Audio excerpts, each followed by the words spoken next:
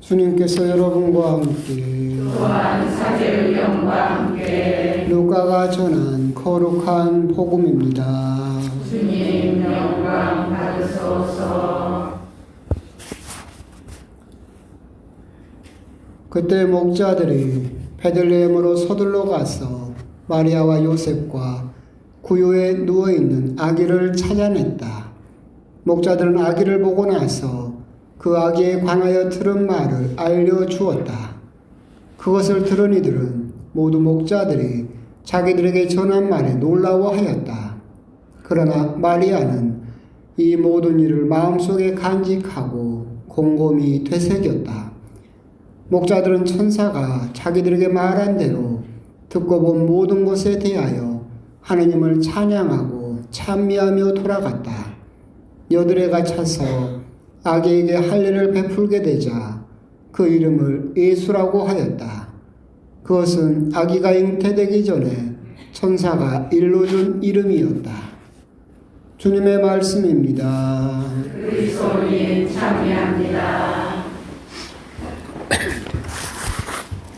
참 예수님, 새해 복 많이 받으십시오.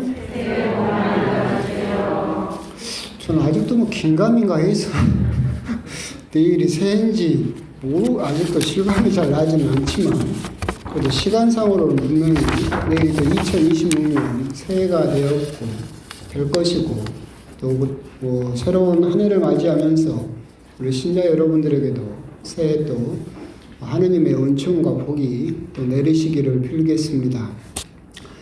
우리가 이제 새해를 설이라고 부르지 않고 우리는 음력을 설이라고 부르죠. 근데 뭐 그때는 모르겠지만 하여튼 설이라고 할 때 그 왜 우리 민족이 새해를 설이라고 부를까 했을 때 가장 유력한 설명은 설의 그 기원이 낯설다, 설다에서 나온 말이라고 합니다. 그러니까 저처럼 오늘이 연말 31일인지 오늘 알았고 내일이 새해인지 뭐 오늘 뜨는 해나 내일 뜨는 해나 뭐 똑같다라고 해버리면 내일이 설지가 않겠죠. 근데 그런 눈을 요구하는 거죠. 설게 봐라. 네 옆에 있는 부인이나 남편도 익숙하고 다 안다고 생각하지 말고 설게 좀 봐라. 새로운 사람으로 좀 봐라. 새롭게 바라보라. 새롭게 뜨는 해로 바라보고 새롭게 나에게 주어진 시간으로 바라보고 하느님도 새롭게 바라보기를 요구해서 설이라고 불렀다라는 설명이 있는데 그 말처럼 우리가 뭐 맨날 뜨는 해고 맨날 먹는 밥이고 맨날 만나는 사람이고 그렇게 바라보지 말고 조금 새로운 눈으로서 설게 바라봐주는 거 그건 역시도 우리들이 너무 익숙함이라는 틀을 깨는데도 참 어떻게 보면 도움이 되지 않을까 그런 생각도 들면서 똑같은 하루다라고 생각하지 마시고 새로운 시각으로 새로운 눈으로 새로운 마음으로 또 새해를 맞이하셨으면 좋겠습니다. 근데 오늘 저녁에 미사 나오시는 분들은 내일 산에 가신가요? 아니요? 그건 아니고 내일 산에 가시려고 안녕시를 나오셨는가 했네요.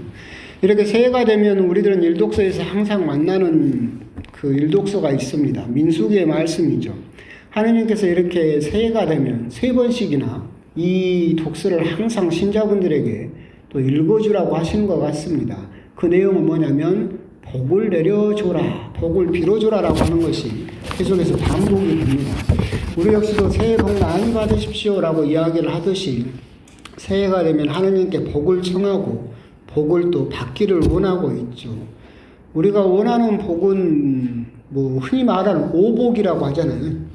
장수하고 또 돈 많이 벌고 그리고 또 뭐 건강하고 뭐 죽을 때 고종명 뭐 그런 것처럼 5가지 복을 우리가 흔히 복 받으십시오라고 할 때 그렇게 생각을 하죠.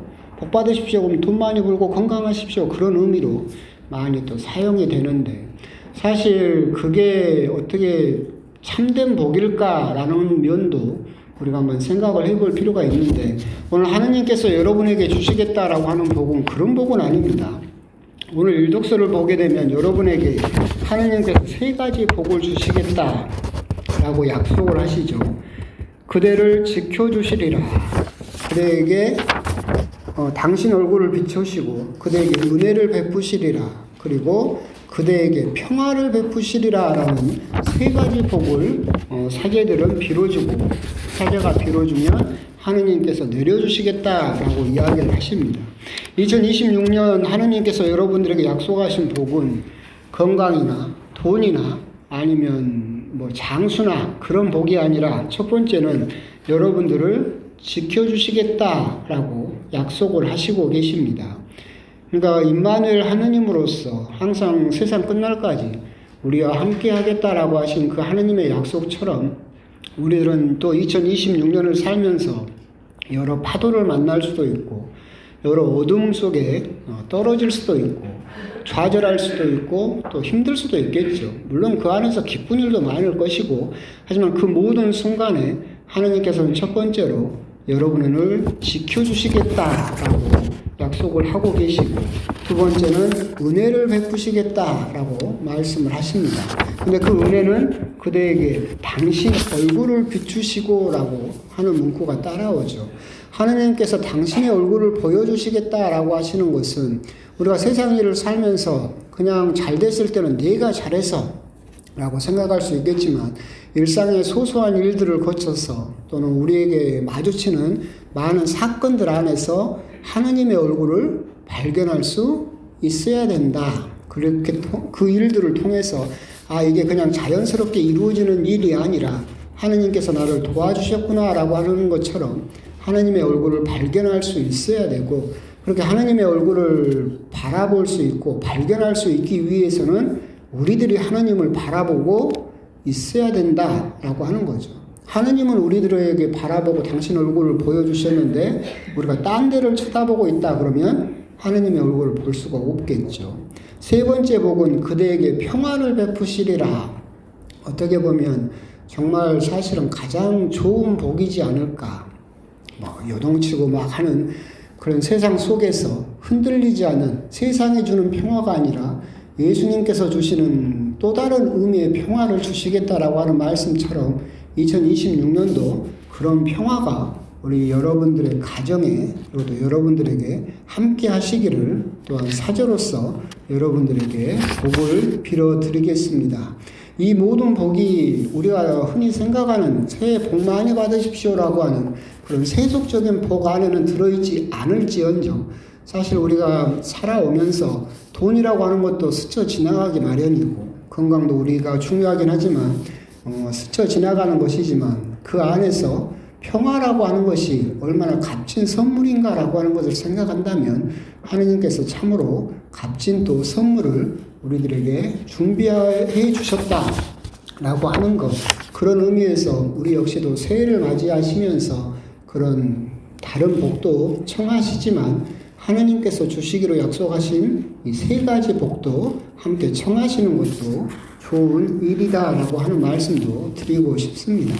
이렇게 새해를 시작하면서 교회는 항상 성모님, 천주의 성모 마리아 대축일로 시작을 하죠.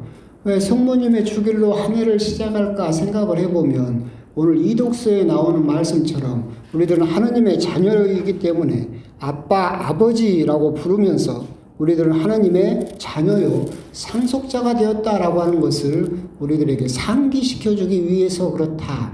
우리들은 하느님의 자녀이며 그렇기 때문에 우리들은 모두 성모님을 어머니로 모시고 있는 사람으로서 성모님의 모습을 닮아서 그렇게 한 해를 또한 하느님의 자녀다운 모습으로 살아가기를 원하시기 때문에 한 해의 시작을 천주의 성모 마리아 대축일로 시작을 하고 있다.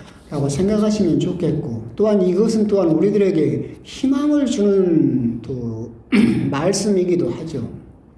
한 해의 시작을 성모님과 함께 시작한다라고 하는 것은 성모님의 자녀로서 하나님의 자녀로서 또한 그렇게 성모님의 정구를 또한 우리들의 청할 수 있고 성모님의 도움을 받을 수 있다라고 하는 점과 더불어서 우리가 기억해야 될 점은 뭐냐면 여러분들이 복음서를 읽다 보시면 예수님의 마음을 돌린 사람은 성모님밖에 없었습니다.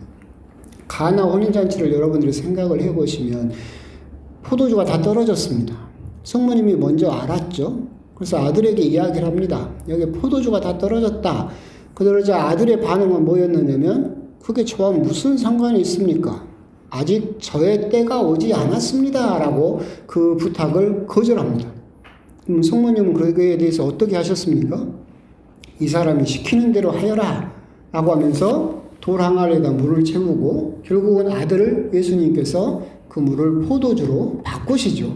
그러면서 혼인잔치가 성대하게 이루어지게 만드십니다. 결국 예수님께서 거절하셨음에도 불구하고 아직 저의 때가 오지 않았습니다. 라고 거절하셨음에도 불구하고 그 뜻을 꺾고 관철해 내시는 그런 모습은 또한 우리들에게 희망을 주는 부분이기도 하죠. 우리가 새해 복 많이 받으십시오라고 하면서 우리가 하느님에게 어떤 청을 했을 때 그 청이 하느님 눈에 마음에 들지 않아서 하느님께서는 거절하실 수도 있겠지만 그 거절을 승낙으로 바꾸실 수 있는 분이 바로 성모님의 정구다라고 하는 것은 우리들이 한 해 살면서 우리가 기도를 하면서 항상 생각해 볼 필요가 있는 희망이 되기도 한다라고 하는 것을 우리는 또 생각해 보셨으면 좋겠습니다. 한 해를 시작하는 천주의 성모 마리아 대축일에 성모님의 모습을 이렇게 곰곰이 보면서 어떤 생각이 들었느냐라고 한다면 성모님은 숙제보다는 쉼터에 맞는 분이었구나라는 생각을 하게 되는데 숙제 같은 사람이 있죠. 만나면 맨날 이거 해줘 저거 해줘 이렇게 해야 된다니까 저렇게 해야 된다니까 계속 나에게 숙제를 내주는 사람이 있어요. 그런 사람 좋습니까? 싫습니까? 싫죠. 숙제 좋아하는 사람이 세상 천지 어디 있습니까? 그런 사람은 싫습니다.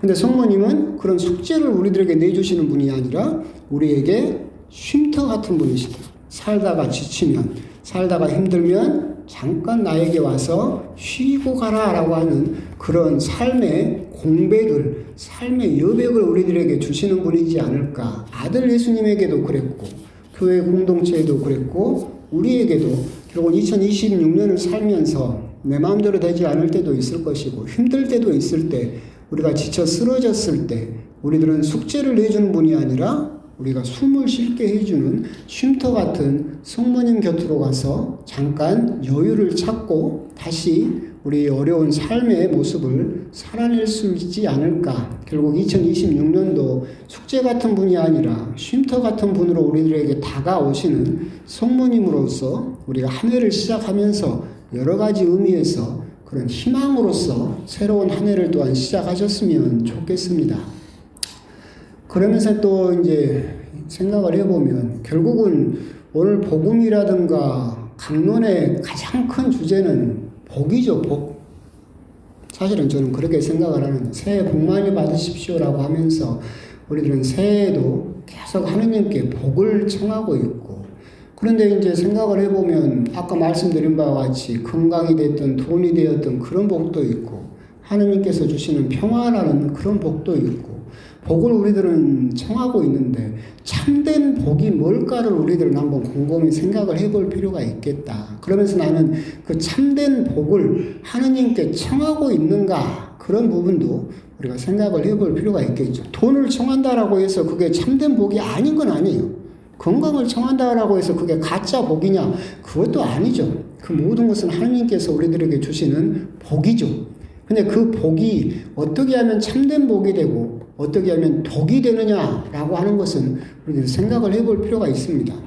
우리가 생각을 해볼 때 윤석열이는 복받은 사람입니까? 아닙니까? 복받은 사람이지. 세상의 눈으로 봤을 때 서울대 나왔잖아요. 검사 됐잖아요. 검찰총장도 있다가 우리 인간 세상에서 제일 높이 갈 수 있는 무엇도 됐어요? 대통령도 됐어요. 우리 눈으로 보면 진짜로 여러분들이 청하는 복이란 복은 다 받은 사람이죠. 그렇죠? 누구는 서울대 하나만 가지고도 그렇게 힘든데 이 사람은 다 받았지. 근데 이 사람을 복받은 사람이라고 부릅니까? 안 부릅니다. 왜 그러느냐면 그 사람은 복을 받았음에도 불구하고 그 복을 누구를 위해서만 썼습니까? 그렇죠. 자기 자신만을 위해서 썼어요. 자기 잘 먹고 자기 잘 살고 여기에만 썼기 때문에 그 복은 뭘로 변해버렸습니까? 독이 되어버렸습니다.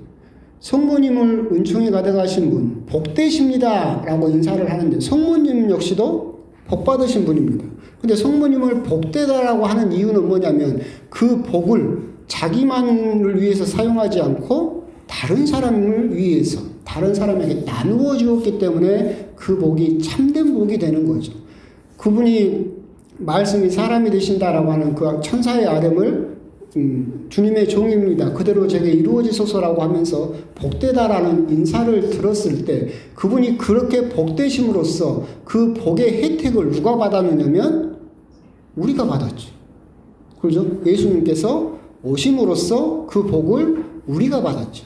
참된 복은 그 복을 받아서 과연 다른 사람에게 이롭게 할 수 있겠느냐, 그것이 참된 복이다라고 하는 겁니다. 생각을 해보면 그렇습니다. 어떤 분이 이제 예를 들어서 그렇게 기도를 하는 거예요. 하느님, 제가 건강하게 해주십시오. 지금 너무 몸이 안 좋아서 움직이기도 너무 힘든데 저에게 복을 주셔서 제가 건강해지기만 하면 미뤄뒀던 세계 여행을 한번 가겠습니다. 그럼 그게 복입니까? 아니죠.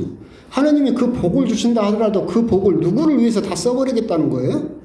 나 자신을 위해서 미뤄뒀던 세계 여행을 한번 가보겠습니다. 그 복을 나 혼자 다 쓰겠다라고 해버리면 하나님이 그런 복을 과연 주실 것인가? 그 복을 주셔봤자 그 복은 결국 독으로 변해버릴 텐데, 하나님 저에게 돈을 로또 1등이 되게 당첨되게 해주십시오.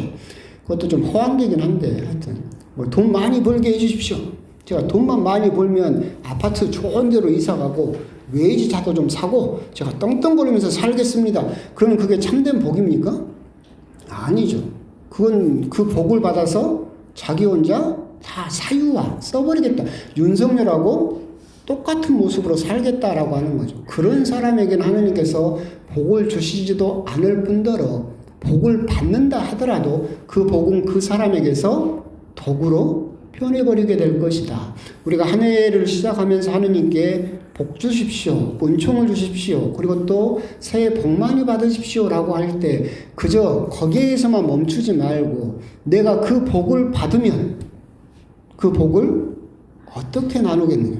내가 하느님께서 그 복을 허락해 주신다면 그 복을 받아서 나는 다른 사람을 어떻게 이롭게 하겠다.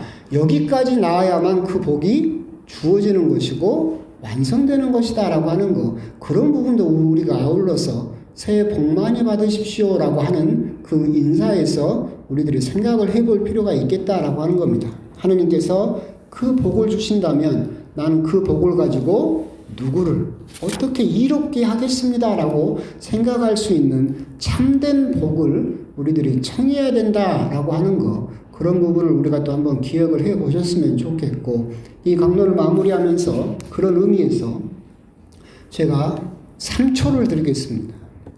3초를 드리면 여러분들은 하느님께 복을 청하시면 됩니다. 2026년 하느님 저에게 이런 복을 주십시오. 그럼 제가 그 복을 받으면 누구를 어떻게 이롭게 하겠습니다 라고 그런 결심까지 하는 그런 복을 청하셨으면 좋겠고, 3초밖에 안 드리는 이유는 길게 드리면 헛생각을 하게 됩니다. 길게 드리면 이복도 청하고 이렇게 막 청해버리니까 하나 하기도 힘듭니다. 자, 2026년 여러분들이 하느님께 청하는 복 시작. 땡. 그만. 3초 됐어요. 청하셨습니까? 오늘 일독서에 있는 말처럼 여러분들이 청하신 그 복에 하느님께서 은총을 주셔서 그 복이 여러분 안에서 이루어지기를 기도하겠습니다. 아멘.